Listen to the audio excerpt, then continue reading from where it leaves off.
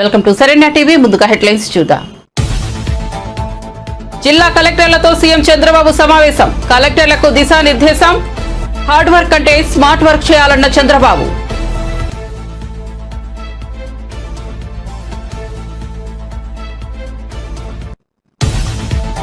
జిల్లా కలెక్టర్లతో సమావేశానికి హాజరైన పవన్ కళ్యాణ్ గత ప్రభుత్వం వల్ల వ్యవస్థల మూలాలు కదిలిపోయాయని వ్యాఖ్యలు. ప్రజల కోసమే కూటమిగా ఏర్పడ్డామని వెల్లడి.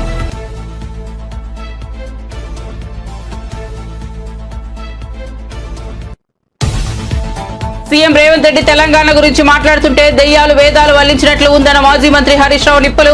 రేవంత్ రెడ్డి చరిత్రలో ఏ రోజు జై తెలంగాణ అనలేదు, ఉద్యమంలో పాల్గొనలేదన్న మంత్రి.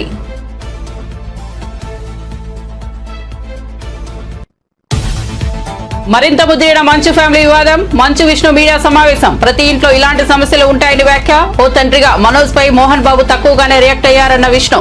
పోలీస్ వ్యవస్థపై గౌరవం ఉంది కాబట్టి సిపిని కలుస్తానని వెల్లడి.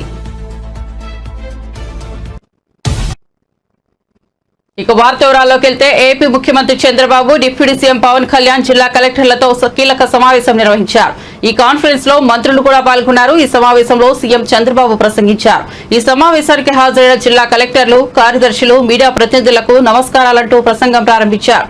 ప్రభుత్వ విప్ను ఎప్పటికప్పుడు తెలియజేయడం, ఇప్పటి వరకు చేసిన పనులను సమీక్షించుకోవడానికి ఈ కలెక్టర్ల సమావేశాలు ఉపయోగపడుతుంటాయని వెల్లడించారు.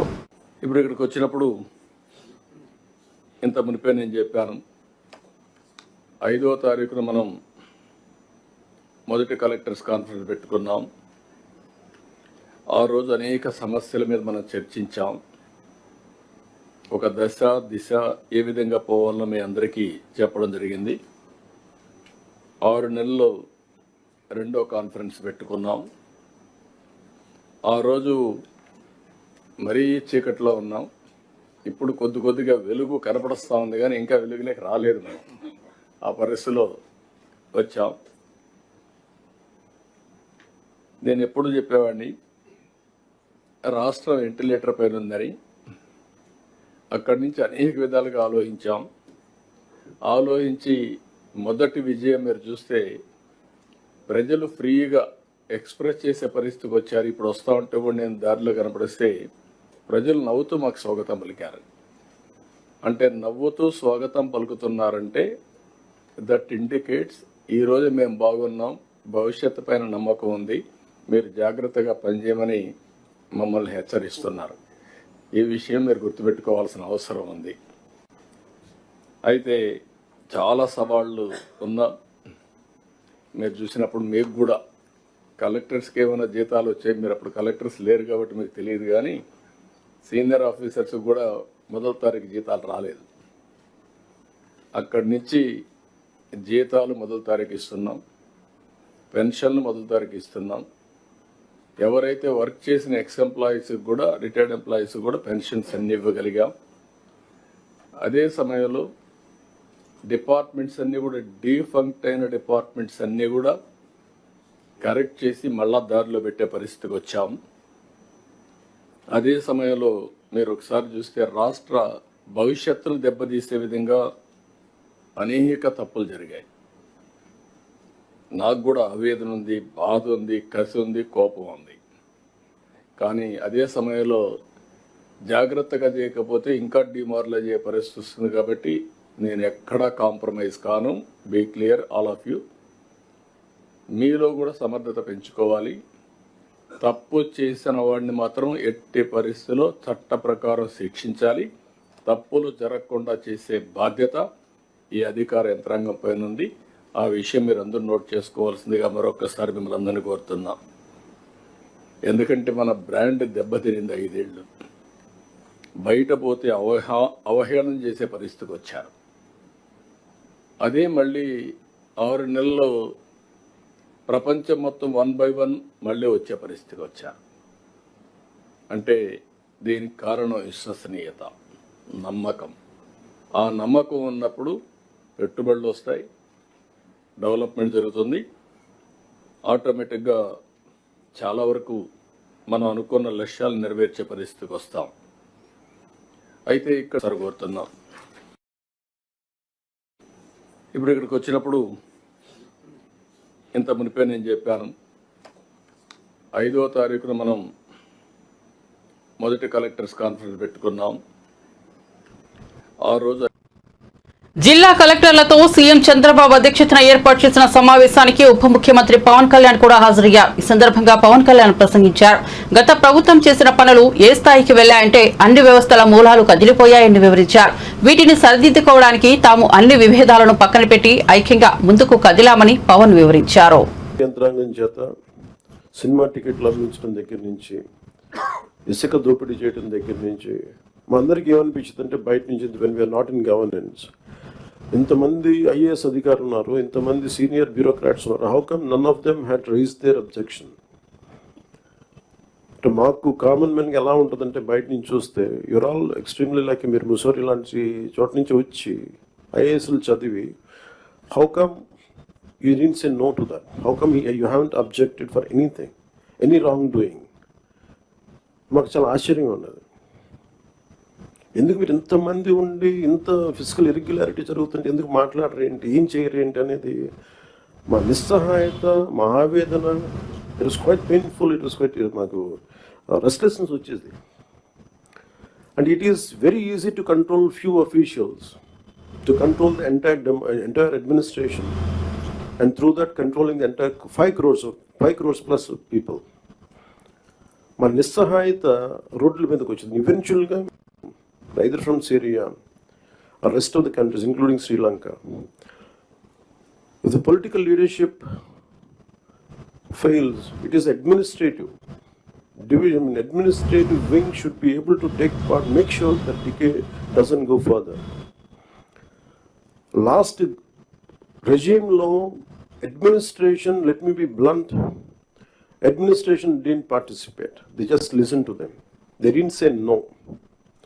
The cost of no of last administration is 10 lakh crores debt to the state, and we are struggling today. ఈ రోజుకి మా ఆఫీసుల ముందుకు వచ్చి, పార్టీ ఆఫీసుల ముందుకు వచ్చి ఒక్కొక్కరు మా దగ్గరికి వచ్చి ఇన్ని సమస్యలు అని చెప్తా ఉంటే డబ్బులు లేవు, జీతాలు ఇవ్వలేకపోతున్నాం చాలామందికి. మొన్న ఈ మధ్యన సత్యసాయి జిల్లాలో ఒక 30 కోట్లు జీతాలు ఇవ్వలేకపోయాం. అనుబుల్ సీఎం గారి దృష్టికి తీసుకెళ్ళగానే పాపం చాలా అడ్జస్ట్ చేసి డబ్బులు ఇచ్చారు. అంటే ఇవన్నీ చూస్తుంటే it is a big lesson all of you should learn. ఎందుకంటే ఫైనల్గా మీకు బ్లంట్గా చెప్తాను, ప్రజలు తిరగబడతారు.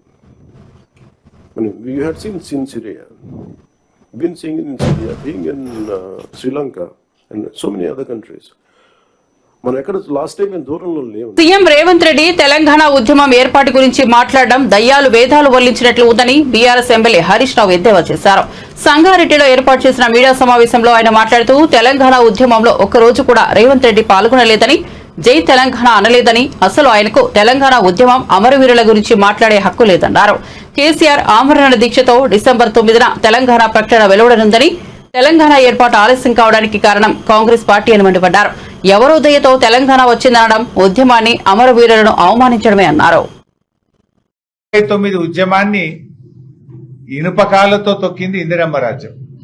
అసెంబ్లీ ముందు అమరవీరుల స్తూపం ఏదైతుందో ఆ స్తూపమే కాంగ్రెస్ జరిపిన దమనకాండకు గుర్తుగా అసెంబ్లీ ముందు అమరవీరుల స్తూపం ఉంది. ఆ స్తూపం కింద బుల్లెట్లుంటాయి. 1969 ఉద్యమంలో 369 మందిని కాంగ్రెస్ పార్టీ కాల్చి చంపితే ఆ కాంగ్రెస్ యొక్క దమనకాండ, కాంగ్రెస్ పొట్టన పెట్టుకున్న 369 మందికి సూచికగానే ఇవాళ అసెంబ్లీ ముందు అమరవీరుల స్తూపం ఉన్నది. జై తెలంగాణ అన్న పాపానికి, నేరానికి, అదొక నేరం కింద 369 మందిని కాల్చి చంపింది కాంగ్రెస్ పార్టీ కాదా? ఆ రోజు తెలంగాణ ప్రజా సమితిని చెన్నారెడ్డి గారి నాయకత్వంలో ప్రజలు గెలిపించి తమ ఆకాంక్షను కేంద్ర ప్రభుత్వానికి చాటి చెప్పితే తెలంగాణ ప్రజా సమితిని కాంగ్రెస్ లో విలీనం చేసుకొని తెలంగాణ ప్రజల ఆకాంక్షల్ని కాలరాసింది కాంగ్రెస్ పార్టీ. ఏ నాయకునికి పదవి రాకపోయినా తెలంగాణ పేరిట దుకాణం పెట్టాలి, పదవి రాగానే దుకాణం బంద్ చేయాలి. ఇది కాంగ్రెస్ పార్టీ నాయకుల చరిత్ర. ఎందుకంటే కాంగ్రెస్ పార్టీ మొదటి నుంచి కూడా మీరు అన్యాయమే చేసింది. వద్దంటే తెలంగాణను ఆంధ్రలో కలిపిండ్రు. ఫజల్ అలీ కమిషన్ రిపోర్ట్ను బుట్టదాఖలు చేసిండ్రు. 69 ఉద్యమంలో 369 మందిని కాల్చి చంపిండ్రు. ఆ తర్వాత ప్రజాసమితిని 11 ఎంపీలు గెలిపిస్తే వాళ్ళను కాంగ్రెస్ లో కలుపుకొని ప్రజల ఆకాంక్షల్ని కాలరాసిండ్రు. ఇది కాంగ్రెస్ చరిత్ర. 2001లో కేసీఆర్ గారు పార్టీ పెట్టకపోతే, కేసీఆర్ పోరాడకపోతే అసలు తెలంగాణ మాటే లేదు కదా. 2001లో కేసీఆర్ పార్టీ పెట్టక ముందు తెలంగాణ శాసనసభలో, ఆంధ్రప్రదేశ్ శాసనసభలో తెలంగాణ పదం నిషేధించిండ్రు. ఎవరన్నా ఎమ్మెల్యే అసెంబ్లీలో లేచి నా తెలంగాణ అంటే, ఏ తెలంగాణ అనే పదం అసెంబ్లీలో నిషేధించడం, నువ్వు తెలంగాణ అనొద్దు, వెనుకబడ్డ ప్రాంతం అనాలి. ఇది నాటి పరిస్థితి. ఎవరు దీనికి కారణం? 50 ఏళ్ళు ఈ రాష్ట్రాన్ని పాలించిన కాంగ్రెస్ కావచ్చు, 16 ఏళ్లు పాలించిన తెలుగుదేశం. 66 ఏళ్ల మీ పాలనలో ఏం చేసిండ్రు?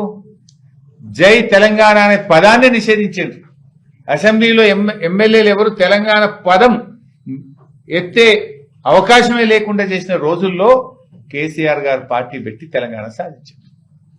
కేసీఆర్ పార్టీ పెట్టకపోతే అసలు తెలంగాణ పదమే లేదు కదా. తెలంగాణ రాష్ట్రం ఎక్కడిది?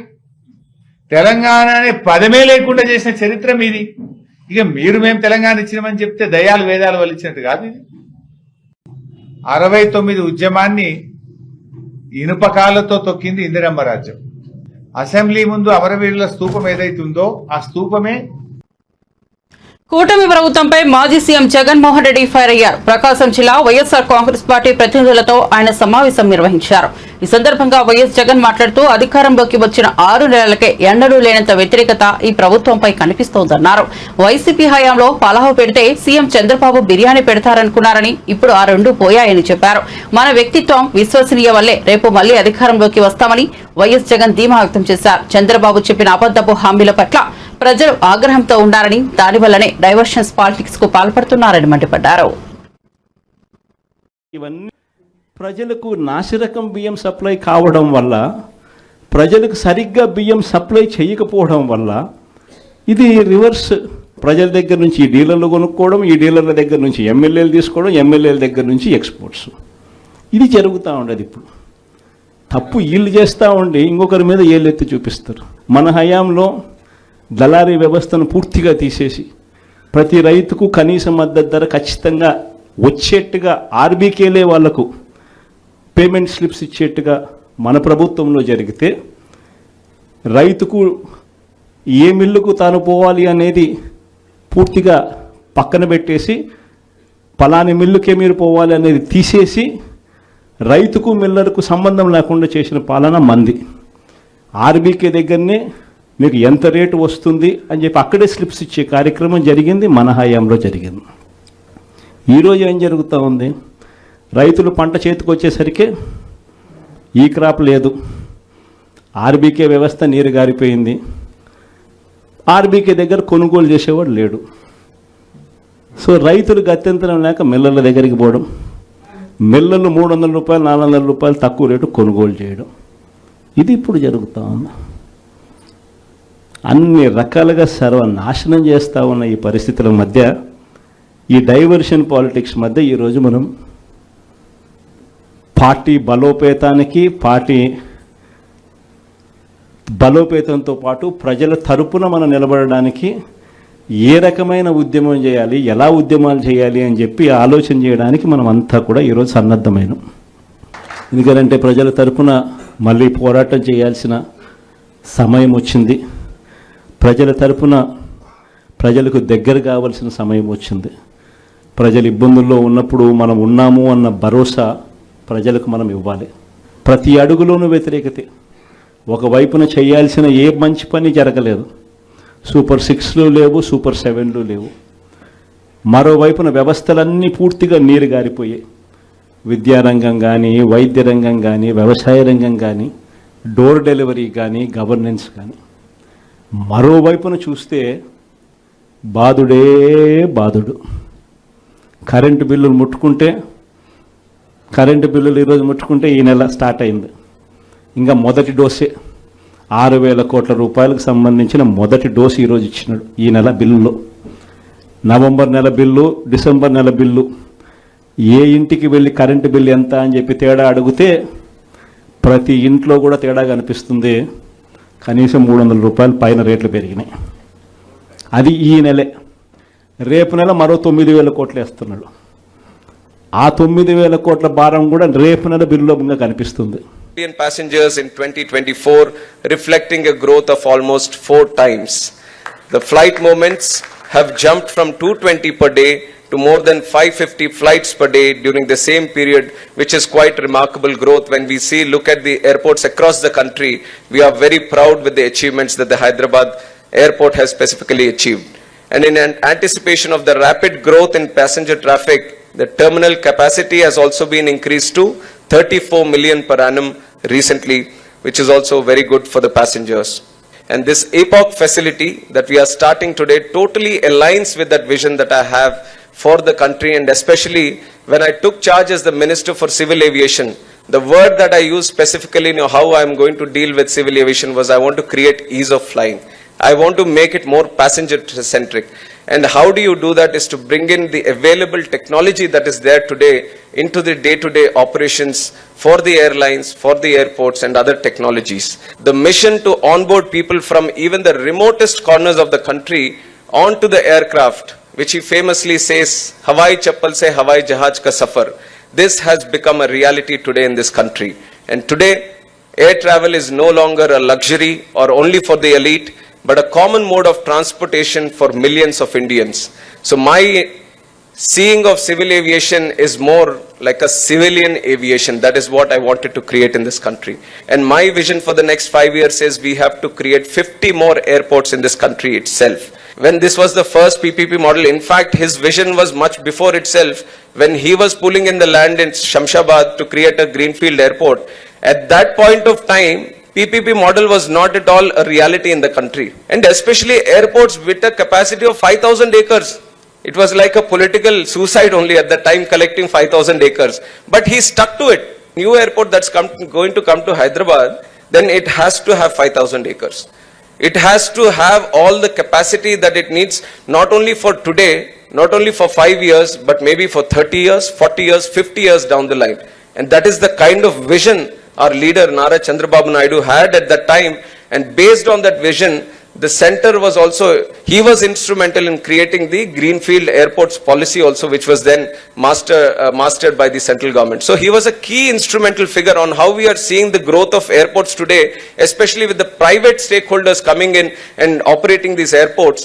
He was one of the key mastermind where he brought in this whole concept into the airport system, which is connected to around 90 destinations across the country and international, has seen the highest passenger growth in the country from about 6.5 million passengers in 2010 to 25 million passengers in 2024, reflecting a growth of almost 4 times. The flight movements have jumped from 220 per day to more than 550 flights per day during the same period, which is quite remarkable growth. When we look at the airports across the country, we are very proud with the achievements that the Hyderabad airport has specifically achieved. And in anticipation of the rapid growth in passenger traffic, the terminal capacity has also been increased to 34 million per annum recently, which is also very good for the passengers. And this APOC facility that we are starting today totally aligns with that vision that I have for the country, and especially when I took charge as the మంచు family వివాదం మరింత ముదిరిన విషయం తెలిసిందే. ఈ నేపథ్యంలో మంచు విష్ణు తాజాగా media సమావేశం నిర్వహించారు. ఈ సందర్భంగా ఆయన కీలక వ్యాఖ్యలు చేశారు. ఈ ప్రెస్ మీట్ లో మంచు విష్ణు మాట్లాడుతూ, ప్రతి ఇంట్లో ఇలాంటి సమస్యలు ఉంటాయి కాబట్టి ఈ విషయాన్ని పెద్దదిగా చేయడం తగదు. ఇది నా రిక్వెస్ట్. నిన్న జరిగిన దాడిలో నాన్నకు గాయాలయ్యాయి. కుటుంబ గొడవల కారణంగా మా అమ్మ ఆసుపత్రి పాలైతే గేట్లు పగలగొట్టుకుని మరీ మనోజ్ లోపలికి వచ్చాడు. ఓ తండ్రిగా మనోజ్ పై నాన్న తక్కువగానే రియాక్ట్ అయ్యారు. మమ్మల్ని అతిగా ప్రేమించడమే మా నాన్న చేసిన తప్పు. మేము కలిసిమెలిసి ఉంటామనుకున్నా, కానీ దురదృష్టవశాత్తు ఇలా జరిగింది. మేము మళ్లీ తిరిగి కలుస్తామని ఆశిస్తున్నా. జరిగిన గొడవలో ఒక రిపోర్టర్ కు గాయాలయ్యాయి. అది దురదృష్టకరం. మీడియా వారికి ఆయన నమస్కరిస్తూ వచ్చారు, కానీ అలా జరిగిపోయింది. గాయపడిన రిపోర్టర్ ఫ్యామిలీతో టచ్ లో ఉన్నాము. ఉద్దేశపూర్వకంగా మేము ఎవరిపై దాడి చేయలేదన్నారు. టీవీ విజువల్స్ మీరు కానీ కరెక్ట్గా చూస్తే, అండ్ నిన్న జరిగిన సంగతి, ఒక టీవీ రిపోర్టర్ ఆయనకి గాయాలు తగలడం, ఇట్ ఈస్ రియలీ అన్ఫార్చునేట్. ఉద్దేశపూర్వకంగా ఎవరిని హర్ట్ చేయాలని లేదు. నిన్న మీరు విజువల్స్ చూస్తే, టీవీ విజువల్స్ మీరు కానీ కరెక్ట్గా చూస్తే, గేటు పగలగొట్టుకొని తోసుకొని గేటు ఎరగొట్టి లోపలికి వచ్చేటప్పటికి ఒక తండ్రిగా ఆయన రియాక్ట్ అయిన విధం చాలా తక్కువని నా భావన. కానీ ఆయన ముందుకొచ్చి మీరు విజువల్స్ కరెక్ట్గా చూసుకున్నారంటే ఆయన మీడియా వాళ్ళకి నమస్కరిస్తూ ముందుకొచ్చారు. ఆయన చేతులు జోడించి నమస్కరిస్తూ ముందుకు వస్తే ఎవరో ఒకరు ముందుకొచ్చారు, ఏదో మొహం మీద పెట్టారు. ఆ హీట్ ఆఫ్ ద మూమెంట్లో జరిగిందే కానీ ఉద్దేశపూర్వకంగా ఒక వ్యక్తిని కొట్టాలని కానీ ఒక వ్యక్తి పైన ఆగ్రహం చూపించాలని కానీ వ్యక్తిగతంగా లేదు. ఆయన గాయపడిన ఆయన వాళ్ళ ఫ్యామిలీతో నేను టచ్లో ఉన్నాను, వాళ్ళ ఫ్యామిలీ మెంబర్తో మాట్లాడాను. వాళ్ళకి చెప్పాల్సింది మేము చెప్పాం. We're in touch with them and it is a really unfortunate incident. I wish this did not happen. ఇది జరుగుండకూడదు. It's really unfortunate. తన కుటుంబంలో జరుగుతున్న వివాదం నేపథ్యంలో హీరో మంచు మనోజ్ తీవ్ర భావోద్వేగానికి గురయ్యారు. తాజాగా ఆయన మీడియాతో మాట్లాడారు. ఈ సందర్భంగా తన తండ్రి మోహన్ బాబు, అన్న విష్ణు తరపున జర్నలిస్టులకు క్షమాపణ చెప్పారు. ఇలాంటి రోజు వస్తుందనుకోలేదని, తన కోసం వచ్చిన జర్నలిస్టులకు ఇలా జరగడం బాధాకరమన్నారు. జర్నలిస్టుల కుటుంబాలకు ఎప్పుడూ తోడు ఉంటానని మనోజ్ అన్నారు.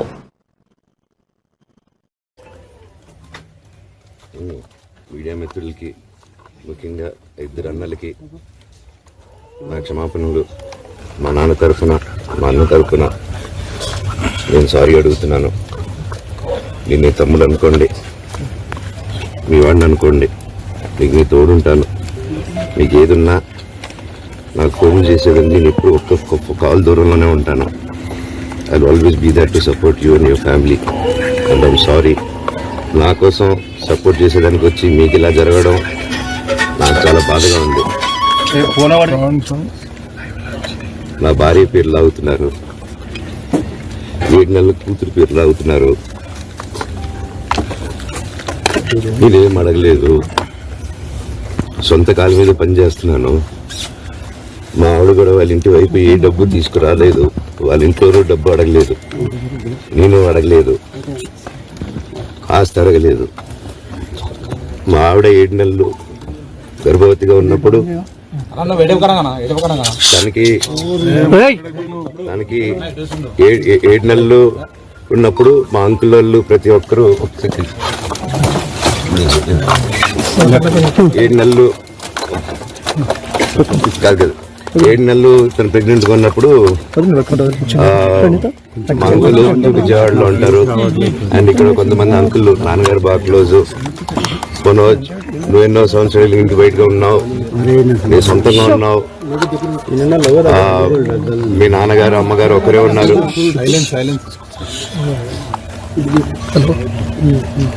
మీ నాన్నగారు అమ్మగారు ఒకరే ఉన్నారు. మీ అన్నయ్య ఏమో దుబాయ్కి షిఫ్ట్ అయిపోయాడు ఫ్యామిలీతో.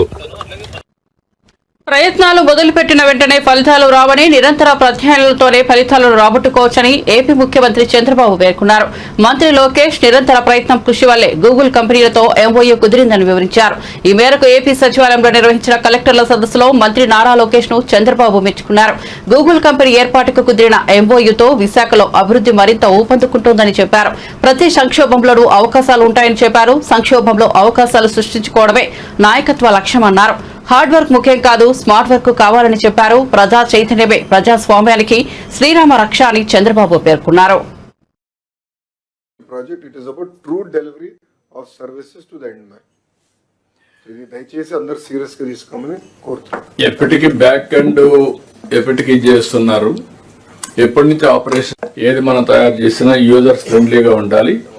అల్టిమేట్ గా what is the value addition they can give, they have to explain.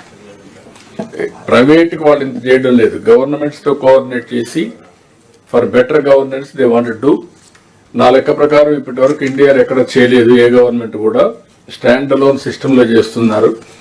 First of it's kind integrate approach. Total గా అన్ని కూడా ఇంటిగ్రేట్ చేస్తున్నాం, all services. Sir small submission sir, ఇక్కడ ప్రధానంగా ఏంటంటే మొత్తం సింగిల్ నంబర్ లో entire government delivery we want to stream line. So departments cannot maintain their own numbers. From RTC, birth certificate, death certificate, reissuance of board of intermediate marks for example, or even school-related caste certificate. There's a lot of rent seeking, there's a lot of corruption, there's a lot of political interference. CM gar direction is to remove that. Second, ikkada unna collectors andaru కోరేది కూడా process re-engineering is our priority as a government. పాత చట్టాలు ఎన్ని ఉన్నాయి, we want to take a look at everything. మీరు field లో ఉన్నారు కనుక మీరు ఫీడ్బ్యాక్ దినేష్ గారికి ఇస్తే how do we improvise our entire process. Great example of it is APAAR ID. APAAR start చేసిన తర్వాత సమస్యలు ఏంటో తెలుసుకున్నాం. ఇది 80% సాధించిన తర్వాత సమస్యలు మొదలైనవి. నాకు తెలిసినట్టు మొత్తం పాజ్ చేసి we went back on it. Then came the question, who can reissue a birth certificate? What is the legal framework on reissuing a birth certificate? So మేము అంత డెప్త్కి వెళ్తున్నాం డిపార్ట్మెంట్లో. మీరు కూడా కలెక్టర్లు అందరూ డెప్త్కి వెళ్ళి ఈచ్ అండ్ ఎవ్రీ ప్రాసెస్ని మనం రీఇంజనీర్ చేసి దెన్ డిజిటైజ్ చేయాలి. ఈ మన ప్రభుత్వము ఆల్రెడీ బ్రోకెన్ ప్రాసెస్ని డిజిటైజ్ చేస్తాం కాదు, ఆ రీఇంజనీరింగ్ అనేది జరగాల్సిన అవసరం ఉంది. సో ఫీల్డ్లో మీరు ఉంటారు కనుక మీరు కూడా ఫీడ్బ్యాక్ ఇస్తారు. దాని సో గవర్నమెంట్ ఎప్పటికీ చేస్తున్నారు. మనం స్టార్ట్ చేస్తాం. QR code, put it on blockchain. Before we launch, we have to ensure that is done also. E-passbook is different, but even birth certificate ఇచ్చినాక ఒక type of paper man ఇవ్వాలి. I am not challenging that. Why do we need to give it on a separate paper? It can be given on any white paper. As long as QR code is there and data is on blockchain. KCR ప్రభుత్వం ఏర్పడిన వెంటనే ఖచ్చితంగా పాత తెలంగాణ తల్లి విగ్రహాన్ని secretariat ఆవరణలో ప్రతిష్ఠిస్తామని Kukatpally MLA Madhavaram Krishnarao కీలక వ్యాఖ్యలు చేశారు. కేపీహెచ్బీ కాలనీ డివిజన్ పరిధిలోని తెలంగాణ తల్లి విగ్రహానికి ఆయన క్షీరాభిషేకం చేశారు. ఈ సందర్భంగా ఆయన మీడియాతో మాట్లాడుతూ రాష్ట్రంలో చేయాల్సిన అభివృద్ధి పనులను పక్కన పడేసి సంస్థల పేర్లు విగ్రహాలను మార్చడమే సీఎం రేవంత్ రెడ్డి పనిగా పెట్టుకున్నారా అని ప్రశ్నించారు. కాంగ్రెస్ ప్రభుత్వం తెలంగాణ తల్లిని తీసేసి బతుకమ్మ లేడి కాంగ్రెస్ తల్లి విగ్రహాన్ని పెట్టడం దుర్మార్గపు చర్య అని మండిపడ్డారు. 1969లో ఆనాడు కాంగ్రెస్ సర్కార్ ప్రత్యేక రాష్ట్రం ఇవ్వకుండా మోసం చేసిందని ఆరోపించారు. కేసీఆర్ ఆమరణ నిరాహార దీక్షతోనే ప్రత్యేక రాష్ట్రం కల సాకారమైందని కృష్ణారావు అన్నారు. తెలంగాణ రాష్ట్రం ఏర్పడక ముందు కేసీఆర్ గారి నాయకత్వంలో 2007లోనే కళాకారులు, ఉద్యమకారులు, శిల్పీలంతా ఏకమై తెలంగాణ రాష్ట్రం ఏర్పడాలి, రాష్ట్రాన్ని సాధించుకోవాలనేటువంటి ఆలోచనతో 2007లో తెలంగాణ తల్లి విగ్రహాన్ని రూపకల్పన చేసుకొని ఆ రోజే ప్రతిష్ఠ చేయడం జరిగింది. దాని అనంతరం కూడా ప్రతి ఊర్లో, ప్రతి గల్లీలో, ప్రతి పల్లెలో కూడా ఇప్పుడున్నటువంటి విగ్రహం ఇక్కడ ఏర్పాటు చేసినటువంటి సురేష్ రెడ్డి గారి ఆధ్వర్యంలో ఆ రోజున 2007 ముందే 2007లోనే విగ్రహాలు ఏర్పాటు చేసుకున్నారు కూకట్పల్లిలో. మరి తెలంగాణ రాష్ట్రం మొత్తంలో కూడా ఆ రోజు ఉన్నటువంటి కాంగ్రెస్ పార్టీకి సంబంధించినటువంటి ఎమ్మెల్యేలే కానీ, కాంగ్రెస్ పార్టీ యొక్క కార్యకర్తలే కానీ ఉద్యమం సమయంలో ఆ టైంలో ఈ తల్లికే పూజ చేసే సందర్భాలు చూసాం. మరి సడన్గా 17 సంవత్సరాల తర్వాత ఇప్పుడున్న ప్రభుత్వం రేవంత్ రెడ్డి గారు తల్లినే మార్చేశాడు. మనం ఎప్పుడన్నా ఒక భగవంతుని చూడాలన్నా, ఒక అమ్మవారిని చూడాలన్నా మనం ఒక కిరీటం అనేది కంపల్సరీ ఉంటుంది అమ్మవార్లకు. భారతదేశంలో ఇతర దేశంలో కూడా ఎక్కడ లేనటువంటి విధంగా బతుకమ్మ పండుగ. అసలు తెలంగాణ రాష్ట్రం బతుకమ్మ అంటేనే గౌరవమ్మ పూజించినట్టు. తెలంగాణ రాష్ట్రం గుర్తుకొచ్చేదే తెలంగాణ రాష్ట్రంలో బతుకమ్మను చూసే పెద్ద ఎత్తుగా ఇతర దేశాలు ఆడుకునేటటువంటి పరిస్థితి తీసుకొచ్చాం. అటువంటి బతుకమ్మను మాయం చేశారు, కిరీటం తీసేశారు, తల్లిని మార్చేసి ఇంకో తల్లిని ఏర్పాటు చేశారు. ఈ రాష్ట్రానికి ప్రజల సేవ చేయాలి తప్ప గత ప్రభుత్వాలు చేసిన పేర్లు చేంజ్ చేసి కొత్త పేర్లు పెట్టడం అనేది ఈ దుర్మార్గమైనటువంటి ఆలోచన. ఇలా మీరు చేంజ్ చేస్తారు, మేము వచ్చినాక మేము చేంజ్ చేస్తామన్నటువంటి ఆలోచన కరెక్ట్ కాదు. ఆ రకమైనటువంటి ముఖ్యమంత్రి గారు కేసీఆర్ చేసినటువంటి ఉద్యమం కేంద్రంలో కాంగ్రెస్ పార్టీ ఉంది కాబట్టి ఆ రోజుల్లో అన్ని పార్టీలను మెడ వంచి. బులెటిన్ ముగించే ముందు హెడ్లైన్స్ మరోసారి చూద్దాం.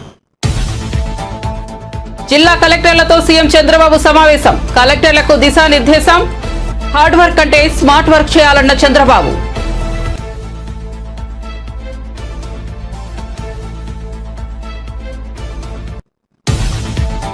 జిల్లా కలెక్టర్లతో సమావేశానికి హాజరైన పవన్ కళ్యాణ్ గత ప్రభుత్వం వల్ల వ్యవస్థల మూలాలు కదిలిపోయాయని వ్యాఖ్యలు.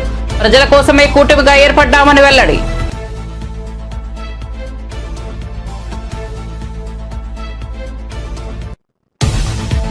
సీఎం రేవంత్ రెడ్డి తెలంగాణ గురించి మాట్లాడుతుంటే దెయ్యాలు వేదాలు వల్లించినట్లు ఉందన్న మాజీ మంత్రి హరీష్ రావు నిప్పులు.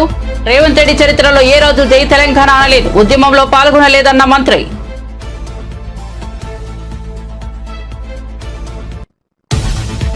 మరింత ముద్రేయడం మంచు ఫ్యామిలీ వివాదం. మంచు విష్ణు మీడియా సమావేశం. ప్రతి ఇంట్లో ఇలాంటి సమస్యలు ఉంటాయని వ్యాఖ్య. ఓ తండ్రిగా మనోజ్ పై మోహన్ బాబు తక్కువగానే రియాక్ట్ అయ్యారన్న విష్ణు. పోలీస్ వ్యవస్థపై గౌరవం ఉంది కాబట్టి సిపిని కలుస్తానని వెల్లడి. మరిన్ని అప్డేట్స్ కోసం చూస్తూనే ఉండండి శరణ్య టీవీ.